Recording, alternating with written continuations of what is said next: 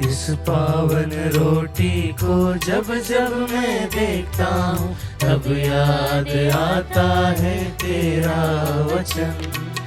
इस पावन रोटी को जब जब मैं देखता हूँ, तब याद आता है तेरा वचन। मैं तेरे साथ रहूँगा, मैं तेरे साथ रहूँगा। आराधना हो, आराधना हो, प्रभु तेरी आराधना। आराधना हो, आराधना हो, प्रभु तेरी आराधना।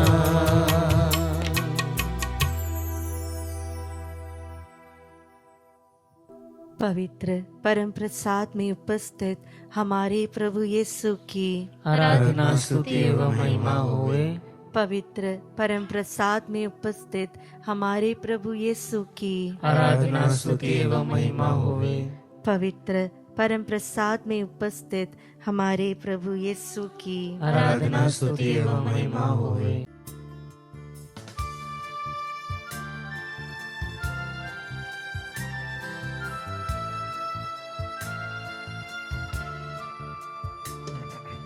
अनुनय विनय करते हुए ईश्वर से मैंने कहा, पापी हूँ मैं, शुद्ध करो, बरसा तुम्हारी दया।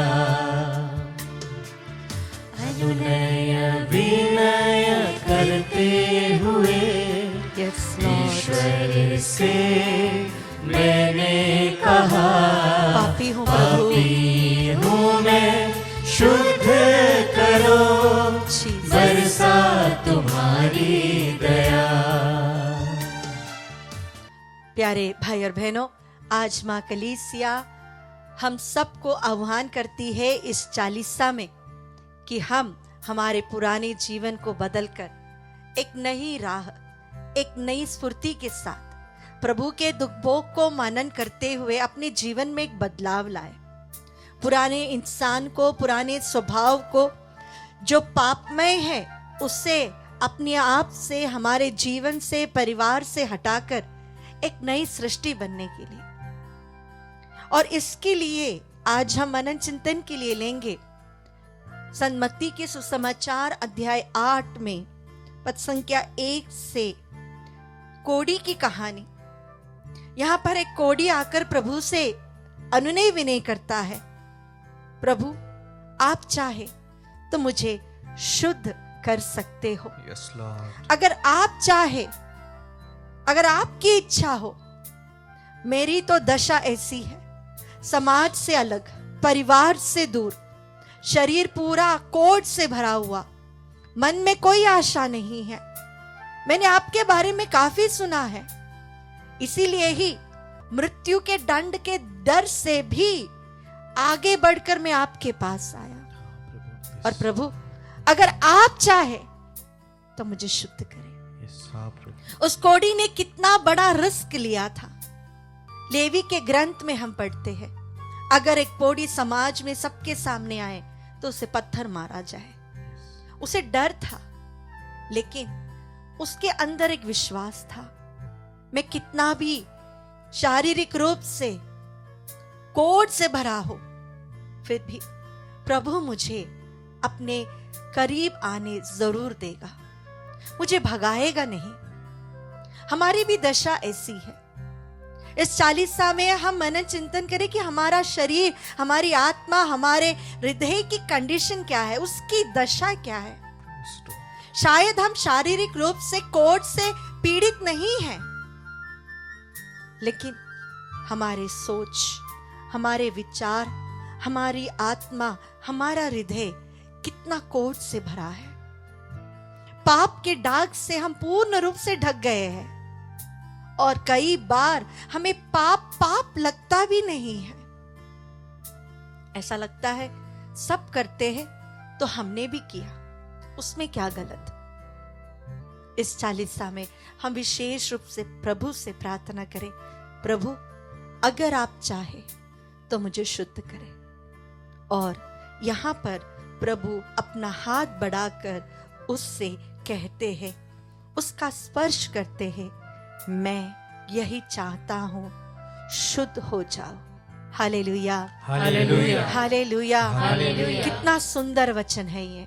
प्रभु उसे स्पर्श करते हैं, उसको छूते हैं, उसके घाव पर अपना हाथ रखते हैं, उसे अपनाते हैं और कहते हैं, मैं यही चाहता हूँ कि तू शुद्ध हो जा। आमीन। हम कितने भी पाप में गिरे क्यों ना हो, कितने भी बड़े बड़े पाप हमने किए हो, कितने भी प्रभु से दूर क्यों ना हो, इस कोड़ी के समान अगर हम प्रभु के सम्मुख आए तो प्रभु हमसे यही कहेगा, मैं यही चाहता हूं कि तू शुद्ध हो जाए। जिस प्रकार इस्यास नबी का ग्रंथ अध्याय 43 में प्रभु हमसे कहते हैं, मैं तुम्हें प्यार करता हूं, तुम मेरे लिए मूल्यवान हो, मैं तुम्हारा आदर करता हूं। यही वचन आज प्रभु हमें भी देखकर कहेंगे। कितने भी निराश क्यों ना हो, हताश क्यों ना हो, पाप के दलदल में हम क्यों ना फंसे हो, लेकिन आज प्रभु यीशु के सम्मुख हम आए और प्रभु से कहे, प्रभु मैं भी कोढ़ से भरा हुआ, मैं पापी हूँ, मैंने कई पाप किए हैं, मेरे सोच, मेरे विचार, मेरे हृदय की भावना पवित्र नहीं है प्रभु, लेकिन अगर आप चाहे तो मुझे शुद्ध करें। आइए इस आराधना के पल में हम अपने हृदय को, हमारी आत्मा को, हमारे सोच विचार को, हमारी पूर्ण रूप से हमारे अस्तित्व को प्रभु को समर्पित करें और कहे, प्रभु अगर आप चाहे तो मुझे शुद्ध करें।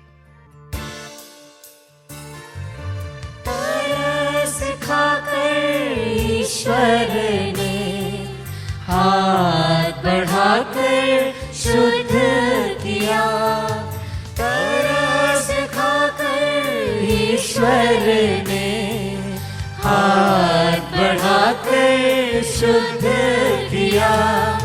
जैसे ही प्रभु ने छुआ मुझको, मैला हृदय मेरा तब धुल गया। जैसे ही प्रभु ने छुआ मुझको, मैला हृदय मेरा तब धुल गया।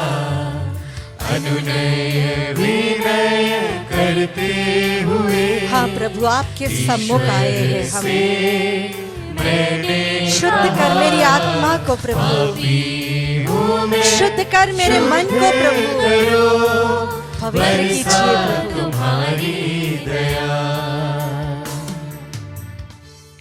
इस आराधना में हम हमारे पांचों इंद्रियों को प्रभु को समर्पित करें। जो भी पाप हमने देखा है, हमने दूसरों के बारे में बुराई किया है, बुराई सुनी हो, अगर हमारे अंदर पेटूपन का आदत है, अगर स्पर्श के द्वारा हमने हमारे शरीर, आत्मा और सोच को अपवित्र किया हो, वह सब प्रभु को समर्पित करें।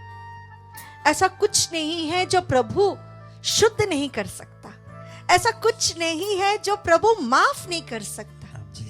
स्तोत्र ग्रंथकार 103 पद संख्या 8 से हमको सिखाते हैं, प्रभु दया और अनुकंपा से परिपूर्ण है, वह सहनशील और अत्यंत प्रेममय है, वह सदा दोष नहीं लगाता और चिरकाल तक क्रोध नहीं करता। वह ना तो हमारे पापों के अनुसार हमारे साथ व्यवहार करता और ना हमारे अपराधों के अनुसार हमें दंड देता है। आकाश पृथ्वी के ऊपर जितना ऊंचा है उतना महान है अपने भक्तों के प्रति प्रभु का प्रेम। पूर्व पश्चिम से जितना दूर है, प्रभु हमारे पापों को हमसे उतना ही दूर कर देता है। पिता जिस तरह अपने पुत्रों पर दया करता है, प्रभु उसी तरह अपने भक्तों पर दया करता है, क्योंकि वह जानता है कि हम किस चीज के बने हैं। उसे याद रहता है कि हम मिट्टी है। Hallelujah, hallelujah, hallelujah, hallelujah. इतना प्रेम करने वाला, इतना क्षमा दिखाने वाला, इतना अपनाने वाला एक ही प्रभु यीशु है। इस प्रभु के सम्मुख हम आए हैं। हमारे सारे पापों को समर्पित करें। हमारे परिवार में जो मन मुटाव है, जो लड़ाई झगड़ा होता है, हमारी जो गलत आदतें हैं, जो गलत रिश्ते हैं, जो गलत स्वभाव है, जिसके कारण हमारे परिवार वाले, हमारे परिजन दुखी होते हैं, उन सब को आज प्रभु को समर्पित करें। ऐसी बहुत सारी आदतें हैं जिससे हमको छुटकारा हम चाहते हैं, लेकिन हमें छुटकारा नहीं मिलता है। प्यारे भाई और बहनों, एक बार कोशिश करें, एक बार कोशिश करें अपने सारी कमियों को प्रभु के सामने रखने के लिए। जो बोझ हम सालों से उठाकर चल रहे हैं, आज उसके पास रखें। जिस तरह उड़ाऊ पुत्र रास्ते में सोचता है, मेरा पिता मुझे कितना प्रेम करता है, मैं उसके पास दौड़ कर चला जाऊंगा, उसी प्रकार हम भी अपने पिता के पास दौड़ कर आए। इस 40 दिन हम प्रभु के अधिक निकट आने की कोशिश करें। अपनी आत्मा को, अपने शरीर को, अपने सोच विचार को, अपने इंद्रियों को पवित्र करने की कोशिश करें, परिवार को पवित्र करने की कोशिश करें और एक नए सिरे से प्रभु को प्रेम करने की एक चाह रखें। वचन को अधिक पढ़े, अधिक प्रभु के साथ समय बिताए, दूसरों के साथ भलाई करें। हमारे सारे कमियों को, जो चीज हमें जकड़ कर रखती है, उन चीजों को इस आशीर्वाद के सामने हम प्रभु को समर्पित करें। जो प्रभु कहता है, I forgive your sins for myself। मैं आपके पापों को इसलिए क्षमा करता हूँ क्योंकि मैं चाहता हूँ कि मैं आपको क्षमा करूँ। हमारी योग्यता नहीं, हमारी काबिलियत नहीं, हमारे प्रार्थना और उपवास नहीं, प्रभु की दया है, प्रभु की महती दया है कि वो हमारे पापों को क्षमा करता है। वो हमें सामर्थ्य देता है, हिरण के जैसे दौड़ने की ताकत देता है, गरुड़ के जैसे उठने की शक्ति वो देता है। बस उसके पास जाना है, अपने जीवन को प्रभु को समर्पित करते हुए, अपने सारे कमियों को प्रभु को समर्पित करते हुए इस 40 साल में प्रभु एक अधिक स्फूर्ति के साथ, एक नई स्फूर्ति के साथ आपको प्रेम करने की कृपा हमें मिले। इसके लिए हम प्रभु की स्तुति करें। हालेलुया।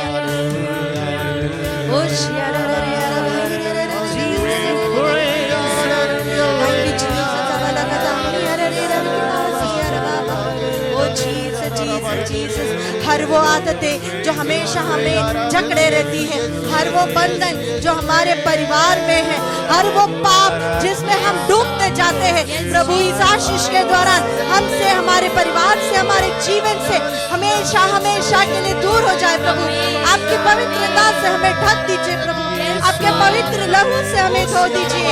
एक शब्द कहे प्रभु और मैं शुद्ध हो जाऊंगा।